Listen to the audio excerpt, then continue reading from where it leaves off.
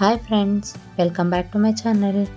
ಎಲ್ಲರಿಗೂ ತುಂಬಾ ಇಷ್ಟ ಆಗುವಂತಹ ಕ್ಯಾರೆಟ್ ಹಲ್ವಾ ರೆಸಿಪಿನ ಹೇಗೆ ಮಾಡೋದು ಅಂತೇಳಿ ನೋಡೋಣ ಬನ್ನಿ.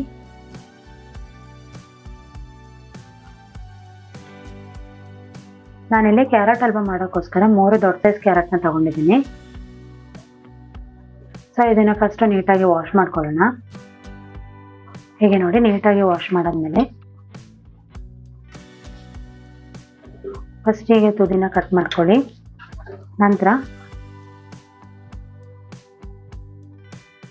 ಇದರ ಸಹಾಯದಿಂದ ಪೂರ್ತಿ ಸಿಪ್ಪೆನ ತೆಗೆದುಕೋಬೇಕು.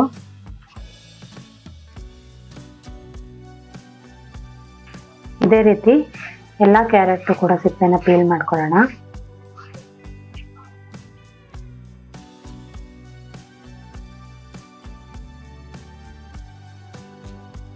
ಇದೆರಡು ಕೂಡ ಹಾಗೆ ಮಾಡ್ಕೊಳ್ತೀನಿ.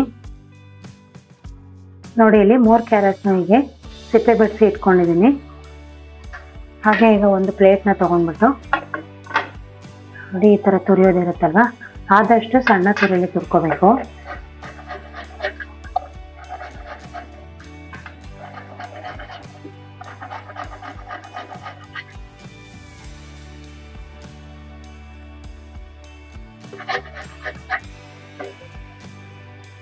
ನೋಡಿ, ಹೀಗೆ ಸಣ್ಣದಾಗಿ ಎಲ್ಲ ಕ್ಯಾರೆಟ್ನ ತುರ್ಕೊಂಡು ಬರ್ತೀನಿ.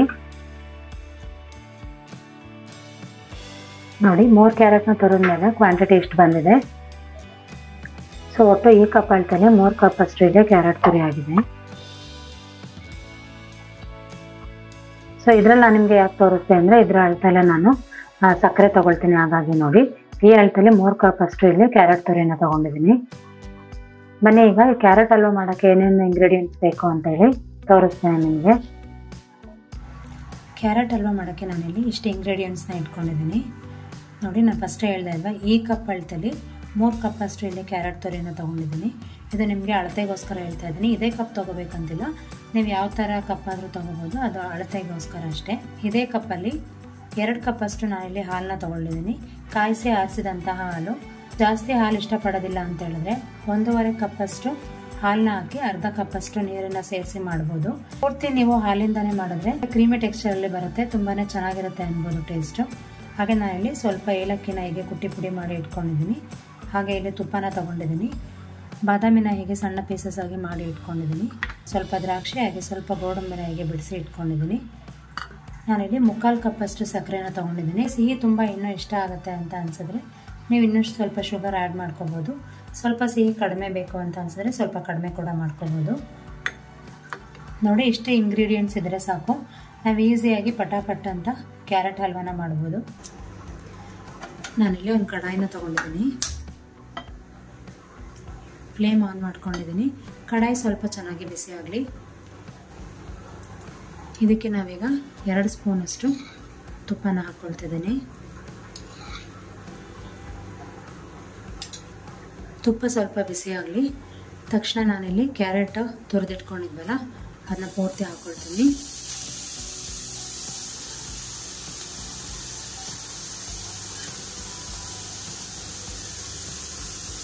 ಗ್ಯಾಸ್ನ ಲೋ ಟು ಮೀಡಿಯಂ ಫ್ಲೇಮ್ಗೆ ಇಟ್ಕೊಂಡು ಇದನ್ನ ನೀಟಾಗಿ ತುಪ್ಪದಲ್ಲಿ ಒಂದು 5 ನಿಮಿಷ ಚೆನ್ನಾಗಿ ಫ್ರೈ ಮಾಡ್ಕೊಳ್ಳಿ.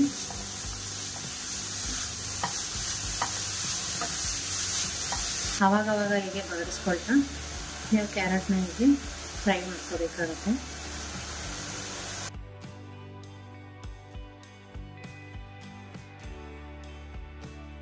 ಈ ಕ್ಯಾರೆಟ್ ಚೆನ್ನಾಗಿ ಫ್ರೈ ಆಗಿದೆ ಅಲ್ವಾ.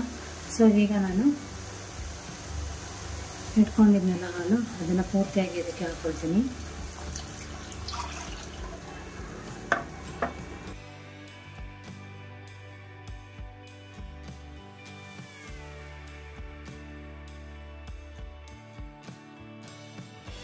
ಕ್ಯಾರೆಟ್ ಬೇಯೋದಕ್ಕೆ ಒಂದು 5 ನಿಮಿಷ ಆದರೂ ಬೇಕಾಗುತ್ತೆ. ಅಂದರೆ ನಾನು ಲೋ ಟು ಮೀಡಿಯಂ ಫ್ಲೇಮಲ್ಲಿ ಇಟ್ಕೊಂಡು ಮಾಡ್ತಿರೋದ್ರಿಂದ ಅಷ್ಟು ಟೈಮ್ ಬೇಕಾಗುತ್ತೆ. ಸೊ ಅಷ್ಟರೊಳಗೆ ನಾನು ಡ್ರೈ ಫ್ರೂಟ್ಸ್ನ ತುಪ್ಪದಲ್ಲಿ ಫ್ರೈ ಮಾಡಿಕೊಂಡು ಬರ್ತೀನಿ. ಇದಕ್ಕೆ 2 ಟೇಬಲ್ ಸ್ಪೂನಷ್ಟು ತುಪ್ಪನ ಹಾಕ್ಕೊಳ್ತೀನಿ. ತುಪ್ಪ ಚೆನ್ನಾಗಿ ಬಿಸಿ ಆಗಲಿ. ಬಿಸಿ ಆಗಿದ್ದ ಕೂಡಲೇ ಗೋಡಂಬಿ ಪೀಸಸ್ನ ಹಾಕ್ಕೊಳ್ಳೋಣ. ಅದನ್ನು ಹಾಕಿ ಚೆನ್ನಾಗಿ ಫ್ರೈ ಮಾಡ್ಕೋಬೇಕು. ನಂತರ ಕಟ್ ಮಾಡಿ ಇಟ್ಕೊಂಡಿದ್ವಲ್ಲ ಬಾದಾಮಿ, ಅದನ್ನು ಕೂಡ ಹಾಕ್ಕೊಂಡು ಚೆನ್ನಾಗಿ ಮಿಕ್ಸ್ ಮಾಡಬೇಕು. ನಂತರ ಇದಕ್ಕೇ ಒಣ ದ್ರಾಕ್ಷಿನೂ ಕೂಡ ಹಾಕ್ಕೊಂಡು ಚೆನ್ನಾಗಿ ಫ್ರೈ ಮಾಡಿಕೊಂಡ್ರೆ ನಿಮಗೆ ಡ್ರೈ ಫ್ರೂಟ್ಸ್ ರೆಡಿ ಆಗುತ್ತೆ. ಸೊ ಇದನ್ನು ಬೇರೆ ಪ್ಲೇಟ್ಗೆ ಟ್ರಾನ್ಸ್ಫರ್ ಮಾಡ್ಕೊಳ್ಳೋಣ. ನೋಡಿ ಹಾಲೆಲ್ಲ ನೀಟಾಗಿ ಡ್ರೈ ಆಗ್ತಾ ಇದೆ ಅಲ್ವಾ. ಸೊ ನಾನು ಹೇಗೂ ಡ್ರೈ ಫ್ರೂಟ್ಸ್ನೆಲ್ಲ ಕರೆದಿದ್ದನ್ನ ಮಿಕ್ಕಿದಂತಹ ತುಪ್ಪನ ಕೂಡ ಇದಕ್ಕೆ ಹಾಕ್ಕೊಳ್ತೀನಿ. ಸೊ ಈಗ ಚೆನ್ನಾಗಿ ಮಿಕ್ಸ್ ಮಾಡ್ಕೊಳ್ಳಿ. ಈಗ 3/4 ಕಪ್ಪಷ್ಟು ಸಕ್ಕರೆ ಕೂಡ ಹಾಕ್ಕೊಳ್ತೀನಿ. ಈಗ ಚೆನ್ನಾಗಿ ಎಲ್ಲನೂ ಮಿಕ್ಸ್ ಮಾಡ್ಕೊಳ್ಳಿ. ಮತ್ತು ಇದು ಸ್ವಲ್ಪ ಡ್ರೈ ಆಗೋವರೆಗೂ 1-2 ನಿಮಿಷ ಚೆನ್ನಾಗಿ ಕುಕ್ ಮಾಡ್ಕೋಬೇಕು. ಆಲ್ರೆಡಿ ಕ್ಯಾರೆಟ್ 80% ಅಷ್ಟು ಬೆಂದಿದೆ.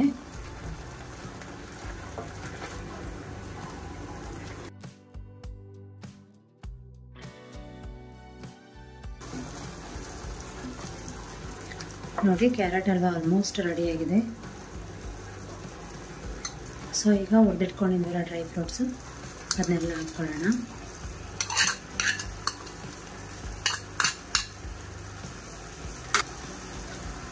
ಹಾಗೆ ಸ್ವಲ್ಪ ಏಲಕ್ಕಿ ಪುಡಿನ ಕೂಡ ಹಾಕ್ಕೊಳ್ತೀನಿ. ಹಾಗೆ 1 ಟೇಬಲ್ ಸ್ಪೂನ್ ಅಷ್ಟು ತುಪ್ಪ ಕೂಡ ಹಾಕ್ಕೊಳ್ತೀನಿ. ಈಗ ಚೆನ್ನಾಗಿ ಮಿಕ್ಸ್ ಮಾಡ್ಕೊಳ್ಳಿ.